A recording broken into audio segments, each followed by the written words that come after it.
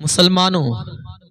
یہ ایک حقیقت ہے کہ اولیاء اللہ سے دور ہونا اسلام سے دور ہونا ہے۔ قرآن و سنت سے یہ باہر ظاہر و ثابت ہے کہ اسلام اللہ تعالیٰ کا پسندیدہ دین اور آخری مذہب ہے، اور قرآن مجید اللہ تعالیٰ کی آخری آسمانی کتاب ہے، اور پیغمبر اسلام محبوب خدا محمد مصطفیٰ صلی اللہ تعالیٰ علیہ وآلہ وسلم اللہ تعالیٰ کے آخری نبی اور رسول ہیں۔ اب قیامت تک کوئی نیا نبی نہیں آئے گا، تو اب ایک سوال پیدا ہوتا ہے کہ اگلی امتوں میں ایک کے جانے کے بعد ہدایت اور رہبری کے لیے دوسرے نبی تشریف لاتے رہیں، اور ہمارے پیارے نبی صلی اللہ علیہ وآلہ وسلم کے وصال شریف کے بعد کوئی نبی پیدا نہ ہوگا، تو اسلام کی تبلیغ اور رشد و ہدایت کا کام آگے کیسے بڑھے گا؟ تو رسول اللہ صلی اللہ تعالی علیہ وآلہ وسلم نے ارشاد فرمایا، علماء امتی کا انبیاء بنی اسرائیل، یعنی میرے نبی ارشاد فرماتے ہیں میری امت کی علماء بنی اسرائیل کے نبیوں کی طرح ہیں،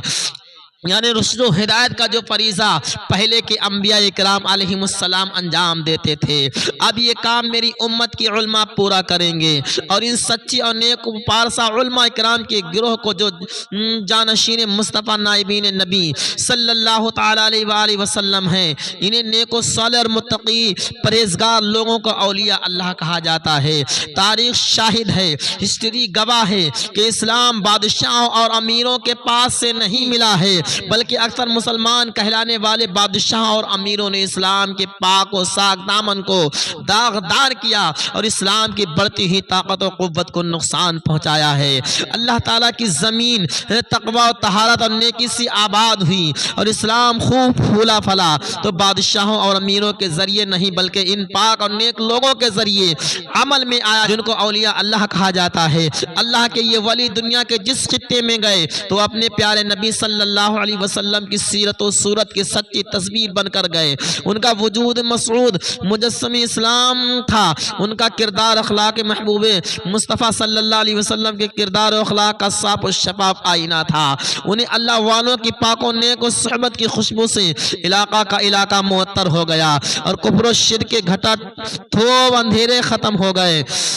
اور اسلام کا پر نور سویرا طلوع ہوا، اور ایمان و یقین کا اجالا پھیلا۔ اللہ کے ولی جس راہ سے گزر گئے اسلام کی خوبیوں سے آگاہی دیتے گئے، اور ایمان کے نور سے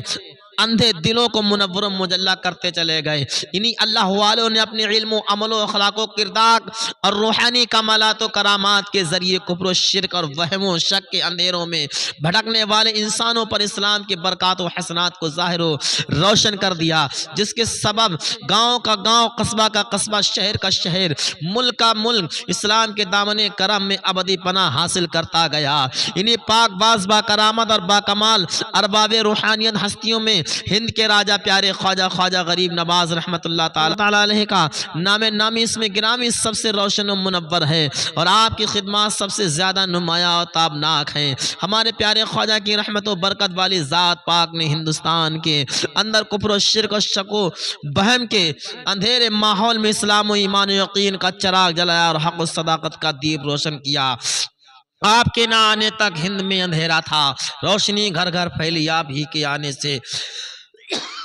ہند کے راجہ ہمارے پیارے خواجہ غریب نواز رحمت اللہ تعالی علیہ کے تقوی و طہارت اور روحانیت و ولایت کے پاکیزہ کردار، عمل اور مواعظ حسنہ کی برکت و تاثیر سے ایک عالم فیضیاب ہوا۔ کافر مسلمان ہوئے، چور ابدال ہوئے، گناہگار خطاکار نیکو صالح متقی پرہیزگار ہوئے۔ اس طرح تقریباً 90 لاکھ انسان اسلام کے دامن کرم سے وابستہ ہو کر ایمان و یقین کی ابدی نعمت اور حق و صداقت کی سرمدی دولت سے سرفراز ہوئے۔ مرشد و رہنمائے اہل صفا، ہادی انس و جاں معین الدین